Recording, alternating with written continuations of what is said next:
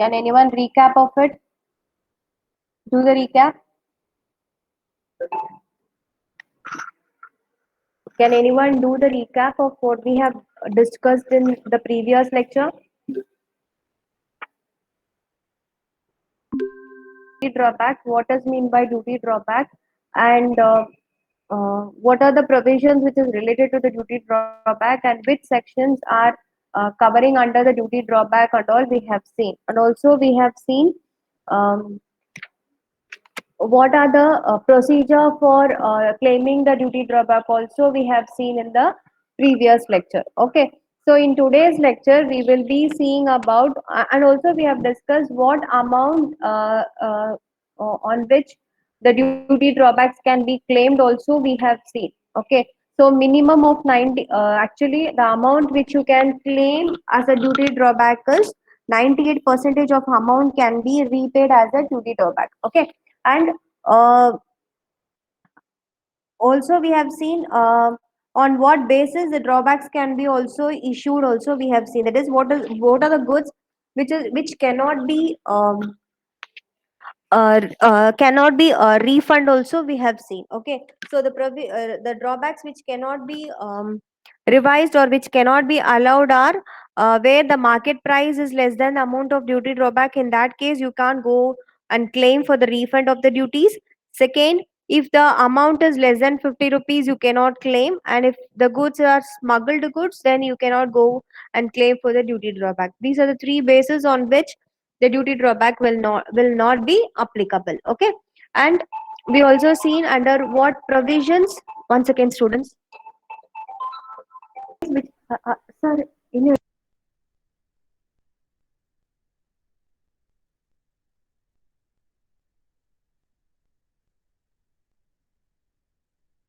okay, so these which we have seen in the previous lecture.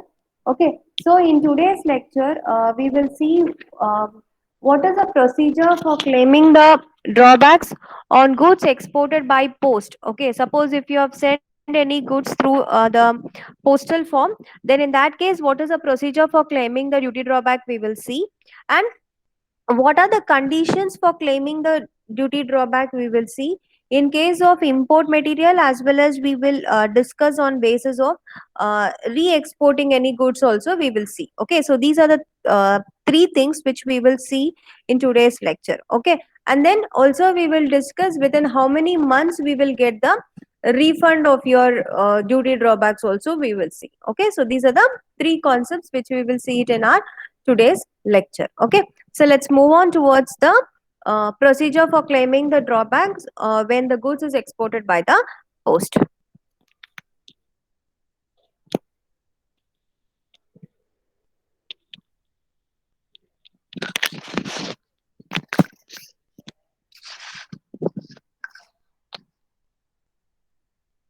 So, an importer can claim the refund of custom duty on the three bases. Okay, when he is importing the goods through post. Okay, claiming the drawback on goods exported by post. The first, the step what he is supposed to do when he want to refund his custom duty is he has to submit the claim forms of duty drawback to the concerned authority. Concerned authority here in the sense the assistant commissioner of the custom duty. You have to submit to them the details of what are the things you have sent has to be submit to them. Okay, so that is the delivery copy of the parcel. Okay, whatever the delivery challan they have, so that they have to send it to the uh, customs assistant commissioner of customs, you will be send it to them.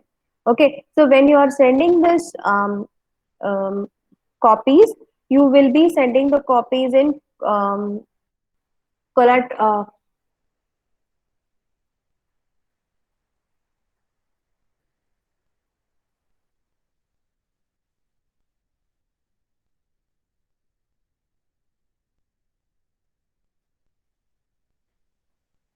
You will be sending the copies in four different elements. Four different elements in the sense, one is related to package and packaging, and second one is related to the postal authority information. So all these three different copies you will be sending it to the assistant commissioner. Okay.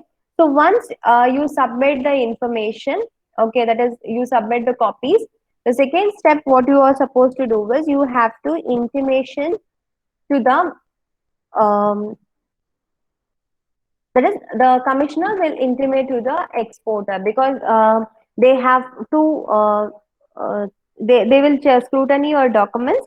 After scrutinizing the documents, after receiving the information, the assistant customs officer or the appropriate custom officer will inform the details to the exporter. That is so and so duty drawbacks has been received for this particular goods, and it has been received by the customs authority. Like that, they will give some intimation. Okay. And what date they have filled the customs duty drawback, and when this custom duty will be applicable, all these information will be intimated to the exporter. Once the exporter gets a claim of the intimation, the third step is deficiency in the memo. Okay. The third step is deficiency in the memo. So deficiency memo is it will be given when you don't give a proper information. Okay. So this will be applicable when the exporter is not given any information proper. Okay. So in that case, the proper officer or the assistant commissioner will issue this deficiency memo. And when once you receive this deficiency memo, within 15 days of this, you have to approach the commissioner of customs and you have to fill the proper details, whatever it is missing. Okay. So once you fill all the details which you when you give all the missing information, the next step is issue of the acknowledgement. That means after giving all the details, you will be receiving some acknowledgement from the assistant commissioner. Okay. And um,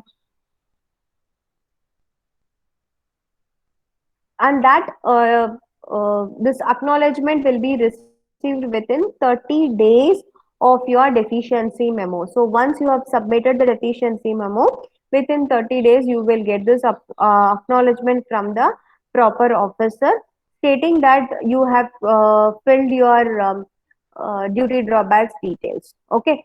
So these are the procedures which is involved when you are getting the claim by post. Okay. So what are the steps we have? First one, you have to submit all the documents in four different parts. Okay. Collateral parts you have to submit. Okay. So the four different parts are the postal authority details. Okay.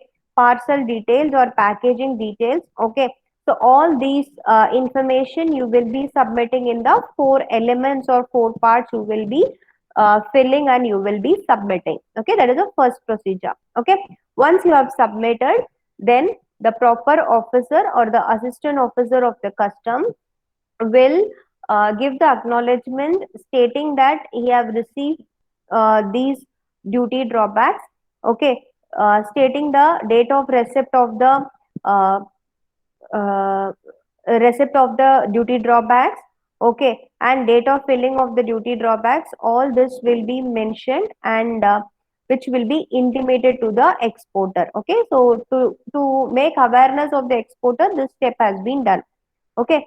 Once this step has, when the second step is over, then in the third step, what happens is this may or may not applicable. It is not necessary that all the exporter will receive the deficiency memo. No. When you have not submitted the information properly only, you will be getting this deficiency memo. Okay. And when you will receive this deficiency memos, after you receive the intimation from that date, within 15 days, you will get this deficiency memo. Okay. Once you get the deficiency memo, you have to submit all the details which is missing within 15 days. Okay. So you will be given 15 days time to give all the missing informations. To whom you will give? You will give it to the commissioner of the customs. You will give the missing information. Okay, once you give all the missing information, then the commissioner or the proper officer will give you the acknowledgement that they have received all the information. Okay, what is the time duration for giving this acknowledgement is within 13 days, they will 30 days, 30, okay, 30 days they will give you return of information stating that you have filled the documents in X and Y date, and based on that you will be receiving the duty drawback, they will say. Okay, so this is the procedure for claiming the duty when you are doing the export. Okay, next step is what amount you will be getting as a refund of the amount. Okay, so as I told you earlier, 98 percentage of the amount you can claim it as a duty drawback. Okay, that means you can get the refund of it. And how many months you can get the refund of it is within 3 months of the date of application. That means if you put today for refund of custom duty, so 3 months of now it will be, now we are in October, so January you will get the refund of duty. Okay, so this is the time duration for getting the refund of duties. Okay, so the next concept which we will see is what is the conditions for claiming the duty drawback. On what basis you are allowed to claim the custom duty. Okay, as an exporter, basically when you can claim the duty drawback is if you have got some import of material. After getting the import of material, those material has been processed, and if it is export back only, you can claim the duty drawback. Okay, and what are the goods are eligible for duty drawback, or which are the things are eligible for duty drawback, that now we will see. Okay, so the next question what we will see is what is the conditions for claiming the duty drawback. Okay, so as I told you, first condition is you should have an import of material, and those import of material has to be exported. That is the first condition. So in that case, you have to do any manufactured or processed good should be there in India. Then only you can claim the duty drawback. Okay, so either using that raw material you have to manufacture some goods, or you should undergo some process, and after undergoing the process those material has to be exported. Okay, then only you can go for the duty drawbacks, otherwise you cannot claim the duty drawbacks. Okay, second condition is entering for the export. So entering for the export is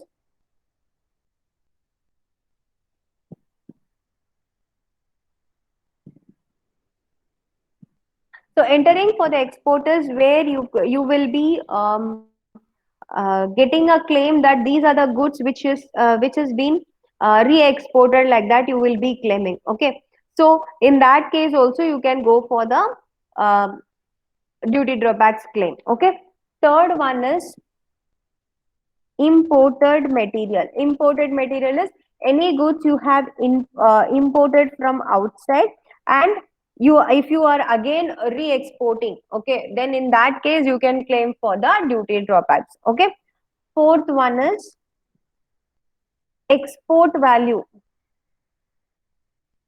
Export value to be less than the value of the imported material.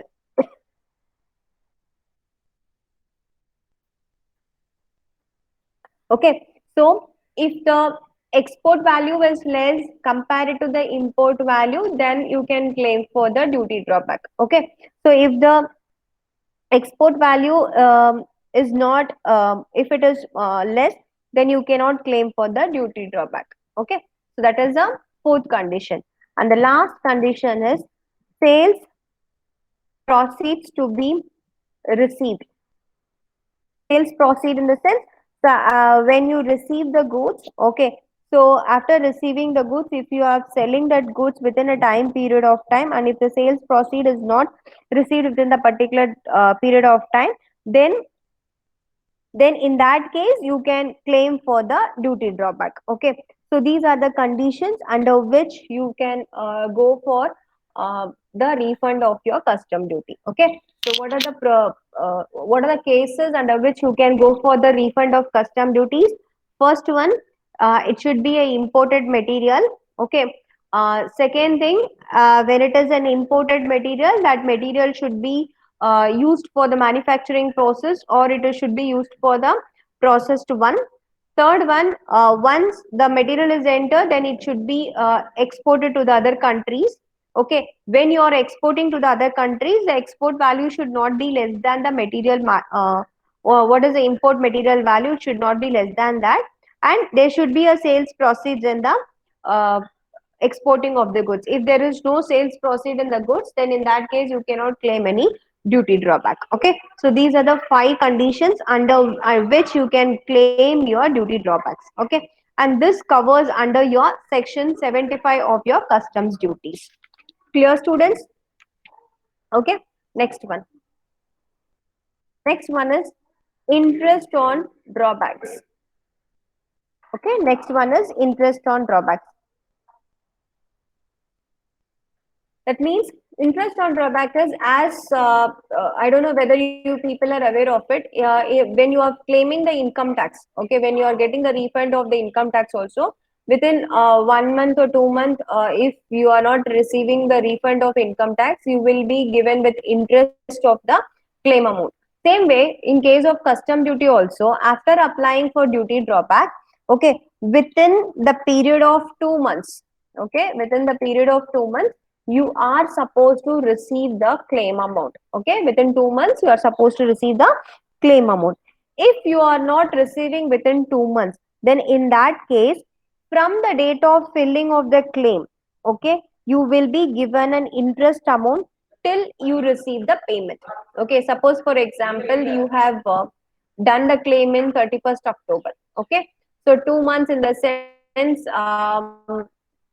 by December end, you have to receive the claim amount. Okay, suppose if you are not receiving the claim amount before December, okay, from January onwards till you receive your duty drawback, the customs authority will pay you the interest for the amount which you are supposed to receive. Okay, suppose if you want to receive 1 lakh, so in that case for 1 lakh they will be giving some interest for the uh, amount which you're going to receive. Okay, so this is the interest on the duty drawback. Okay, clear, students?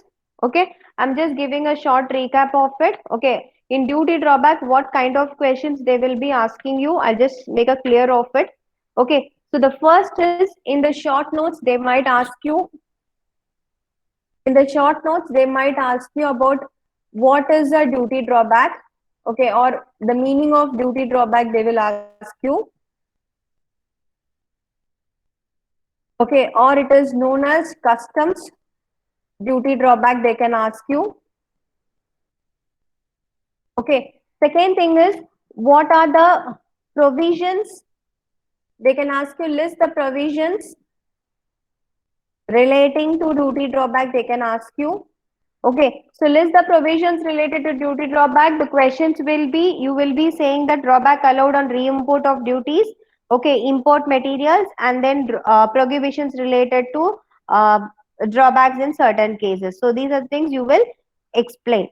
Okay, then second thing they will ask you, then the next question they will ask you is, what is the procedure for the claim of duty drawbacks? In that case, you will write filling of shipping bill, declaration, bill of export, passing the bill to the assistant commissioner, submitting of the letter export, then drawback claim, and then credit of export account. So this is the second question.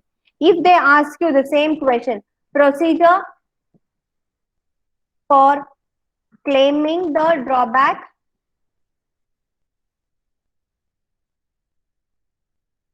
on goods exported by post. If they ask you, then in that case, whatever there in the above, that 4 steps you will be writing. Okay. In the fill in the blanks, they might ask you what is the refund duty period, or what is the interest drawback payment period. So these are can be asked in your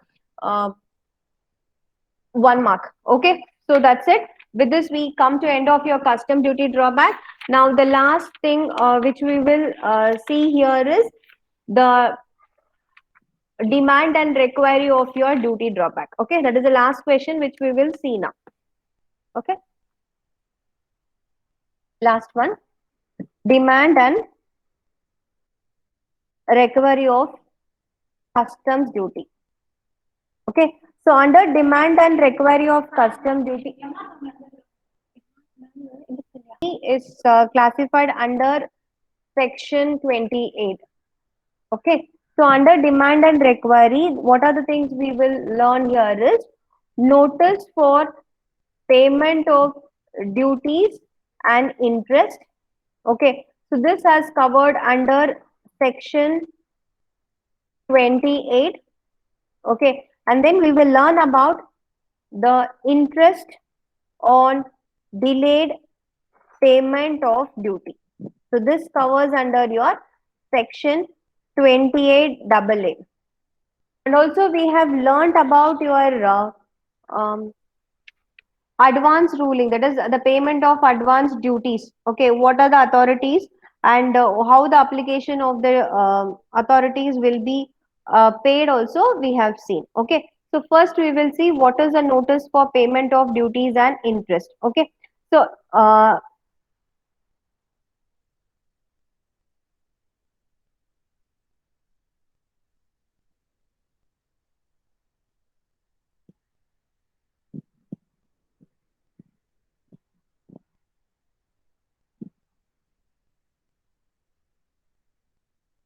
so the notice period for payment of duties is, suppose if the duty is not levied, or if the duty is levied for the short period, or the refund is fully eradicated, or interest payable has not been made. It is the duty drawback interest is not made, or the interest is partially made, or it is eradicately refunded. Okay, in any of the cases, okay, what are the above cases? Okay, whether it is not paid, whether it is partially paid, whether it is short noticely levied, whatever the cases is, the appropriate officer will give you a notice of 1 year. Okay, in case of exporting the goods by individual, by person, or by government or any charitable institution, in these categories if they come, then in that case they will give you 1 year notice.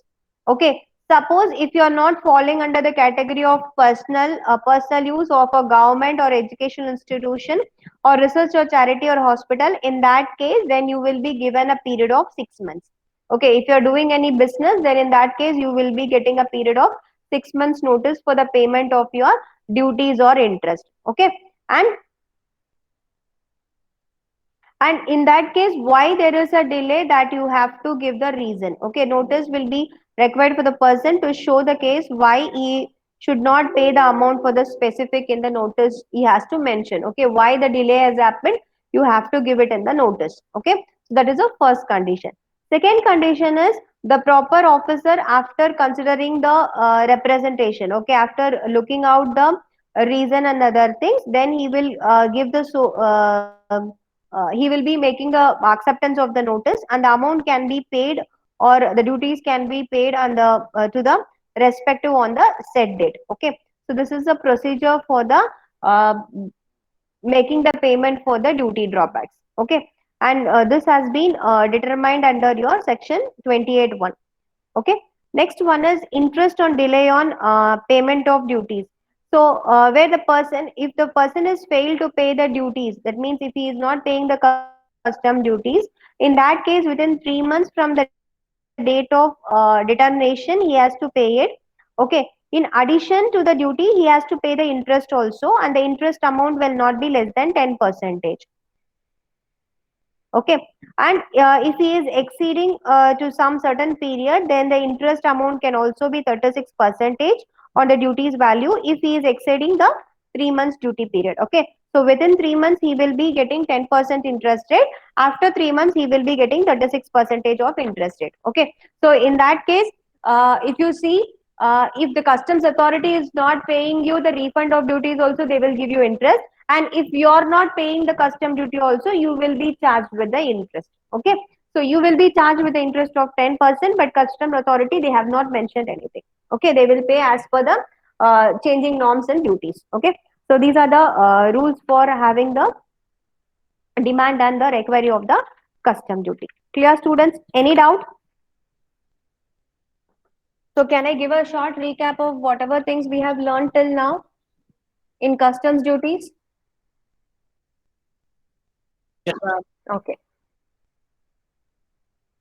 I'll take a new page.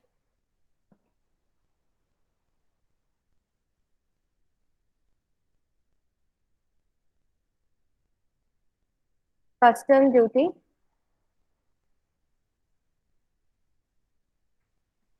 Okay.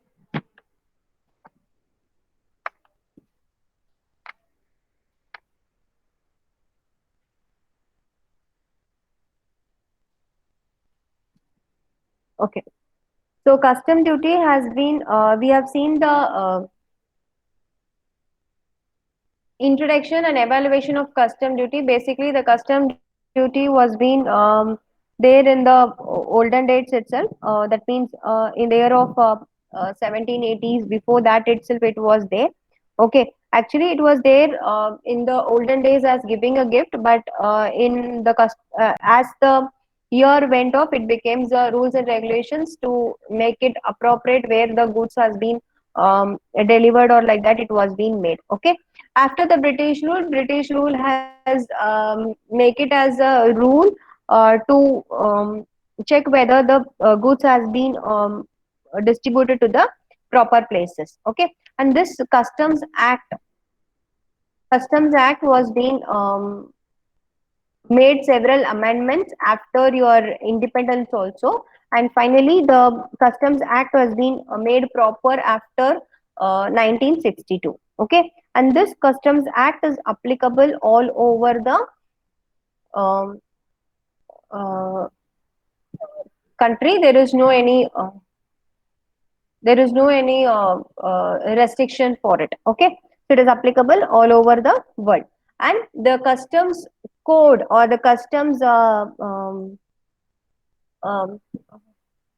classification of goods are based on the HSN code. Okay, this HSN code is nothing but your hormonal system of nomenclature. So based on that HSM only, your classification of the goods will be categorized under the custom duty. Okay, and this HSN code will be uh, common for all over the world. Okay, because the trade has happened between the countries, so in that case they have the common HSN code. And what is the benefit of having this HSN code is to reduce the discrimination in the classification of goods, because sometimes in our country certain goods will be considered as a consumable goods, in certain countries it cannot be considered as a consumable goods. Okay, so to overcome that, this HSM code has been declared. Okay, and to have a common code for all the goods, for that it has been given, and to facilitate computerizing of customs duties and the assessment work, they have following this HSN number. Okay, and what is the purpose or objective of having the custom duty is to safeguard domestic customers, to reduce the imports revenue resource, and to protect the Indian industry, to prevent the smuggling and dumping of goods. The customs duty was being formed. Okay, next one is scope of the customs law. So the customs law scope is when it is establishes 1962 it was being established. After that it has been having several amendments like customs valuation 1988, duty drawback 1995, re-exporting of duties 1995, baggage rules 1988. So like that we have several amendments has been taken, and several additions have been made in the customs rules. Okay, and then we have seen certain definitions like who is an adjudication authority, what does mean by assessment, what does mean by customs area, customs station, dutiable goods, duties, entries, examination, export. What does mean by importer, exporter, imported goods, customs, Indian customs, water, goods, like that we have seen. Okay, and and then we have move on towards the officer powers. Okay, what are the classification of powers of customs authority we have seen? Like we have a chief commissioner officer, commissioner of customs, we have commissioner of customs commissioner of customs appeal, we have joint commissioner, deputy commissioner, assistant commissioner, proper officer, like that we have several people. And what is the function of the customs officer is they have to collect the custom duty on time, they have to update the provisions of the Customs Act, and they have to give a discharge of the agency's function. Okay, and they have to prevent the smuggle, and they have to prevent the international processing. Okay, these are the functions of the customs officer. Okay, and then on what basis the customs officer will be appointed? It is based on the government. Okay, as per the government rules and norms, these customs officer will be appointed. Okay, and then we have seen what are the different types of customs duties. Okay, different types of customs duties. Okay, different types of custom duty is: one is basic custom duty, national calamities custom duty, special additional custom duty, preventive custom duty, and uh, countervailing duty on subsidies, and anti-custom duty. So these are the seven different types of custom duty. And then we have moved on towards the classification of goods. So as I told you earlier, the classification of goods is done by the HSN classification only. Okay. And what is the features of SSN classification, and what are the principles which has been followed in the HSN classification also we have seen. Okay. So principles are trade parallel theory, principles of classification of parts, and classification of goods and subheading. Okay, so these are the different classification of goods. Okay, next we have seen the assessment of the custom duty. So assessment of custom duties are nothing. In that we have seen what is the procedure for claiming the custom duty. So the first procedure is claiming and texting of goods, submission of documents, method of assessment of duties, and then provision for assessment of duties where goods are contained in articles, and re-importing of goods and material, and goods and delighted brick to goods. Okay, so these are the things which we have seen in the procedures for the assessment, and procedure for assessment was being classified under section 17. Okay, and next one we have learned about is methods of valuation of the custom duty. So the valuation of custom duties are based on the transaction value of same goods, or transaction value of identical goods, and transaction value of similar goods, and deductive value, and computed value, and residential value. So these are the methods of valuating your custom duties. Okay, and then we have seen about your um, demand and recovery in today's class.